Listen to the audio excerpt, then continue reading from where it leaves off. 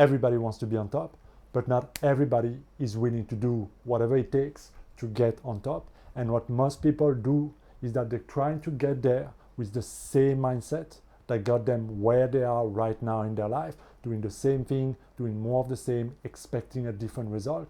And it keeps on creating the same old result. And so people get frustrated, they get anxious, they get tired, they feel like I'm reaching that ceiling, that glass ceiling, or I feel like I have so much I can do, but I'm not living up to my full potential. But the problem is I don't know how to break through, regardless of wherever you see yourself or whatever level you see yourself right now. This video is not about being better than others. It's not about being the best out there or to inflate your ego or your pride. This is about you becoming your best version of yourself, creating your best life for you. So to get there, the main thing holding you back is an identity gap, meaning the difference between that version of yourself and your current version of yourself is what keeps you where you are or keeps you from going there. So basically there is an identity gap, a state of mind gap between where you are to living that top 1% life. And so what does that really mean? It means that in your mindset, in how you think of yourself, your situation, money, people, your world, your body, your life, what you cannot do, all these things, there is a gap between how you think right now about all these things, how you act, the decisions you make, who you're being, how you show up in your world, and how you would do those things different if you were that person living, acting, and already being at that level, creating, living, having the life that you actually want to have. So you might be working in a different job, you might be making different decisions, your self-talk might be different, how you feel about yourself, how you feel about people, the boundaries you make, how you show up in your world would probably be quite different from who you are being right now. And so you see, this whole reality game is not a game of like chasing things outside of you so that you can, level up. The level up is internally. It's leveling up your own, just like an RPG, it's leveling your own quality, to your own belief system, to your own perception, to your own self-talk, to your own inner dialogue, to your own ideas of who you are, the skills that you acquire, the knowledge that you acquire, the decisions that you make, how you show up, and all those interactions with the world. Because if you keep on relating to yourself, again, the same old way, you'll keep creating the same old life.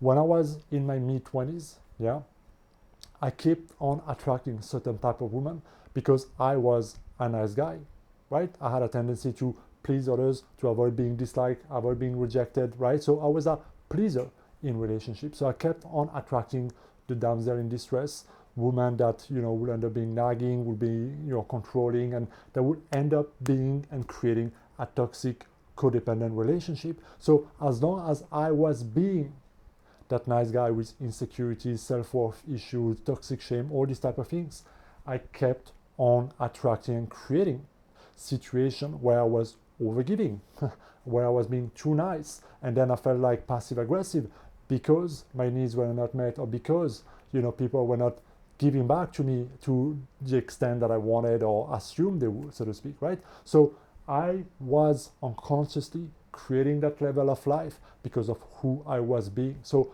my relationship were not improving, no matter if I was dating another person, going to another relationship, always thinking that the next woman will be different and therefore the relationship will be different.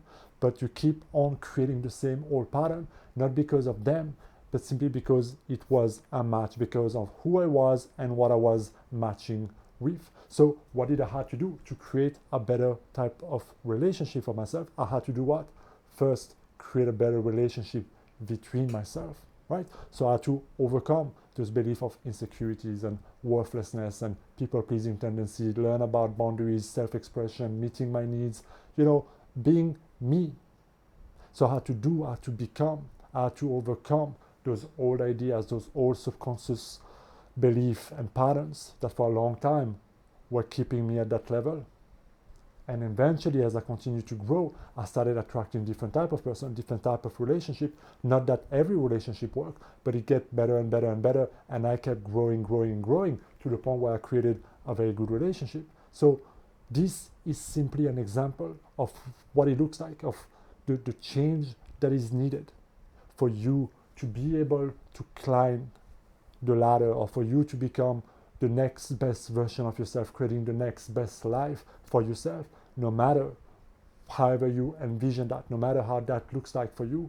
But if you feel like you're not living to your full potential, if you feel like you've reached a certain ceiling, if you feel like you could do more in life, but for some reason you just can't figure out the gap is in your identity, is in how you relate to yourself and in how you relate to the world, money, people, things outside of you. We have a relationship with everything. And if some of those relationships are out of balance, especially the one that you have with yourself, meaning your worthiness, how much you love yourself, how much you believe in yourself, how you see yourself, how you see your body, how you see your ability to give, to receive, to love, and your worthiness in terms of receiving, all these type of things, right? And so much more. It's that relationship that matters the most. But if your idea and relationship toward other people or money or other concepts and things that you have around you is negative, is toxic, is judgmental, is bitter, you can't create something greater with that bitter level of mind. So you're gonna need to make this relationship more loving. You're gonna need to start giving. You're gonna need to start upgrading that level of mind to fit whatever context and situation you are in right now, so that you can start being the version of yourself that will create the life that you want. And so how do you do that practically? Let me give you a set of questions that you can ask yourself, right? The first thing you have to realize is, okay, I am where I am because of who I am. Let's take responsibility. Let's stop judging. Let's stop blaming. Let me just take responsibility. Somehow I've created this situation. Somehow I am perpetuating this situation, or I'm feeling like I'm stagnating. So what am I doing that's creating this stagnation? So here are certain questions that I feel like are very good questions that I invite you to write down on paper and just see what comes up, right? Be honest with yourself for a moment. How am I creating this situation in my life? And what can I learn from this situation? What is this situation teaching me again and again? And here's another question. To create that life here, whatever goal, desire, whatever that looks like for you, right? To create that life here, who do I need to become? How does that version of myself think and feel about myself? What does that version of myself believe about myself? What do I do differently here? What do I no longer do here that I'm still doing now? What do I no longer tolerate in my life? What are my non-negotiable at this level of reality, at this level of mind? What is it that I no longer tolerate in my life? And my favorite one is that at this level of mind, how do I really think and feel about myself? What is the inner talk, the self-talk, the belief that I keep telling myself? Who am I really being differently at my core here versus who I used to be? Write it all down.